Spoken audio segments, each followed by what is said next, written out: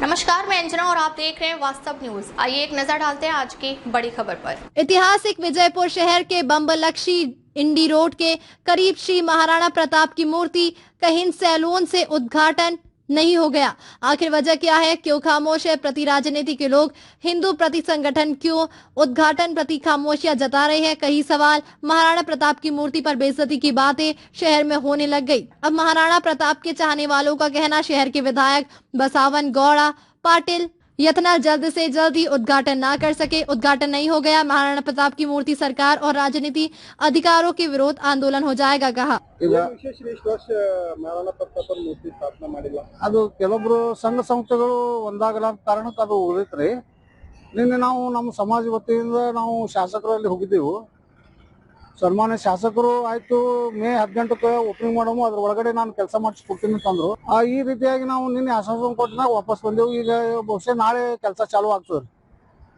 ಎಷ್ಟು ವರ್ಷ ಆಗ್ತದೆ? ಇದು ಒಂದು 7-8 ವರ್ಷ ಆತ್ರಿ. ಈಗ ಆಗ 7-8 ವರ್ಷದ ಶಾಸಕರಿಗೆ ಏನು ಹೇಳಿಲ್ರಿ? ಇಲ್ಲ, ಶಾಸಕರು ಬಂದು ಹೇಳಿದ್ರಿ. ಕೆಲವು ನಮ್ಮ ಕಾರಣಕ್ಕಾಗಿ ನಾವು ಹಿಂದುಳಿದ್ರಿ. ಕೆಲವು ನಮ್ಮ ಸಂಘಟನೆಗಳು ಏನಂದ್ರು, ಇಲ್ಲ ಕುದುರೆ ಮ್ಯಾಗ ಕೂತಿದ್ ತಂದು ಕುಣಿಸೋಣ, ಇದು ಅನ್ಕ ಪೆಂಡಿಂಗ್ ಇಡೋಣ, ಹಂಗ ಹಿಂಗ ಅಂದ್ಮ್ಯಾಗ ಅದು ಉಳಿದಿತ್ರಿ. ಈಗ ಅದು ಯಾವ ಯಥಾಸ್ಥಿತಿ ಒಳಗೆ ಹೆಂಗೈತಿ ಅದೇ ಸ್ಥಿತಿ ಒಳಗ ಅದನ್ನ ಕೆಲಸ ಪ್ರಾರಂಭ ಮಾಡಿ ಅದನ್ನ ಉದ್ಘಾಟನೆ ಮಾಡುವಂತ ಕಾರ್ಯ ಮೇ 18ಕ್ಕೆ ಆಗ್ತದ್ರಿ. ಇದು ಇದಕ್ಕಿಂತ ಎಲ್ಲ ಬಿಜಾಪುರ್ನಲ್ಲಿ ನೀವೇ ಮಾಡಿ ಇಲ್ರಿ, ಅದಕ್ಕಿಂತ ಮುಂಚೆ ನಮ್ದು ಇದು, ಅದು ನಂತರ ಆಗ್ಯದ್ರಿ. ಅದು ಹಾ ರೀ, ಇದು ಬಹುಶಃ ನಾಳೆ ಚಾಲೂ ಮಾಡ್ತಾರೆ. ನಾಳೆ ನಿನ್ನೆ ಶಾಸಕರು ಆಜ್ಞೆ ಮಾಡಿದಾರೆ. ಈಗ ಲ್ಯಾಂಡ್ ಆರ್ಮಿ ಅವ್ರ ಕಡೆ ಹೋಗಿದಾರೆ ನಮ್ಮ ಶಾಸಕರು ಪಿ ಅವರು. ಬಹುಶಃ ನಾಳೆ ಚಾಲೂ ಆಗ್ತದೆ ಕೆಲಸ. ಆಗ್ಲಿಕ್ಕೆ ಮತ್ತು ನಾವು ಹೋರಾಟ ಮಾಡ್ತೇವ್ರಿ. ನಮ್ಗೆ ಈ ಸಲ ಸಂಘಟನೆ ಎಲ್ಲ ತಗೊಂಡು ನಾವು ಹೋರಾಟ ಮಾಡ್ತೇವ್ರಿ. ಹೋರಾಟ ಮಾಡಿ ಅದು ಕೆಲಸ ಆಗುವಂಗ ನಾವು ಭಾಗವಹಿಸ್ಕೋತೇವ್ರಿ.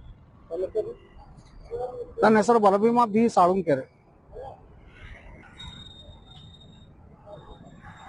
ಎಲ್ಲರಿಗೆ ಶರಣಾರ್ಥಿ. ಇವತ್ತಿನ ಈ ಮಾಧ್ಯಮದ ಮೂಲಕ ಏನಪ್ಪಾ ಅಂದ್ರ, ಸುಮಾರು ವರ್ಷದಿಂದ ಒಬ್ಬ ಈ ಜಗತ್ತಿನಲ್ಲಿ ಅತಿ ಹೆಚ್ಚಿನ ಸಾಮರ್ಥ್ಯ ಹೊಂದದಂತ ಒಬ್ಬ ರಾಜ್ಯ ಮಹಾರಾಣಾ ಪ್ರತಾಪರಂದ್ರ ಸಾಮಾನ್ಯ ವ್ಯಕ್ತಿತ್ವ ಅಲ್ಲ. ಇಡೀ ದೇಶದಲ್ಲೇ ಒಬ್ಬ ಧೀಮಂತ, ಒಬ್ಬ ದಿಟ್ಟ ಶೂರ ವೀರ ಅನ್ನುವಂತ ಒಬ್ಬ ರಾಜ್ಯ ಮಹಾರಾಣಾ ಪ್ರತಾಪರು.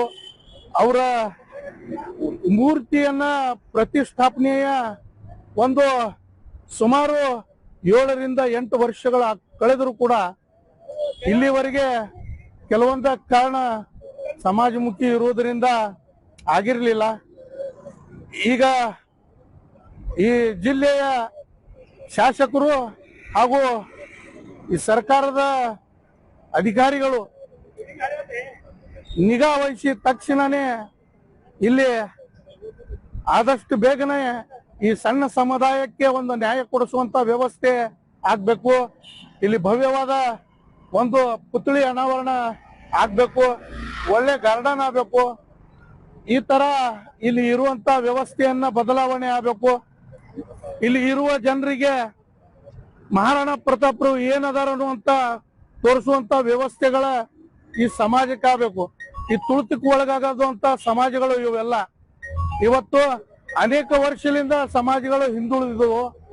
ಆದ ಕಾರಣ ನಾವು ಇವತ್ತು ದಿನನಿತ್ಯ ನೋಡಿ ನೋಡಿ ಇವತ್ತ ನಮಗ ಅನಿಸ್ತಾ ಇದೆ, ಇವತ್ತ ಇದಕ್ಕೂ ಕೂಡ ಒಂದು ಭಾಗ್ಯ ಯಾವಾಗ ಬರ್ತದ ಅನ್ನುವಂಥದ್ದು ಒಂದು ನಾವು ಹಾದಿ ಕಾಯ್ತಾ ಇದ್ದೇವೆ.